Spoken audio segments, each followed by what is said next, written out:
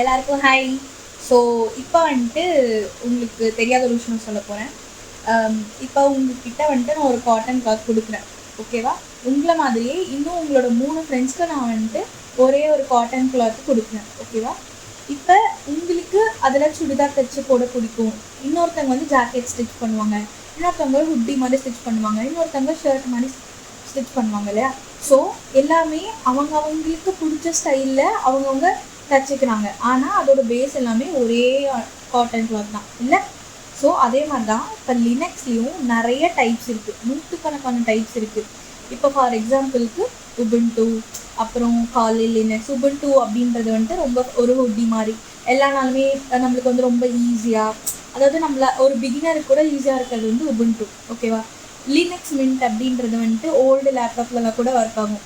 இப்போ அது வந்து ஒரு கிராண்ட்மா, இப்போ வந்து நம்ம பாட்டி ஒரு ஸ்வெட்டர் தச்சு கொடுக்குறாங்கன்னா நம்மளுக்கு ஒரு கம்ஃபர்ட்டாக இருக்கும்ல, அந்த மாதிரி அது. ஆனால் காலி லினக்ஸ் வந்துட்டு கொஞ்சம் அட்வான்ஸ்டாக இருக்கும். இந்த சைபர் செக்யூரிட்டி பீப்புள் அவங்க யூஸ் பண்ணுறதுக்கு இந்த காலி லினக்ஸ், ஓகே? இதே மாதிரி செவரல் டைப்ஸ் இருக்குது, ஓகேவா? இதெல்லாம் வந்துட்டு நம்ம டிஸ்ட்ரோஸ் அப்படின்னு சொல்லுவோம், அதாவது லினக்ஸ் டிஸ்ட்ரிபியூஷன்ஸ். அதுதான் வந்துட்டு டிஸ்ட்ரோஸ் அப்படின்னு சொல்கிறோம், ஓகேவா? இப்போ உங்களுக்கு புரிஞ்சிருக்குன்னு நினைக்கிறேன். இப்போ ஒருத்தவங்க வந்துட்டு லினக்ஸ் நான் யூஸ் பண்ணுறேன் அப்படின்னு சொல்கிறாங்கன்னா, சரிப்பா அது எங்களுக்கு தெரியுது, ஆனால் என்ன டைப் ஆஃப் லினக்ஸ் யூஸ் பண்ணுற அப்படின்னு கேளுங்க, okay? So that's it. Next வீடியோவில் பார்க்கலாம். Bye by.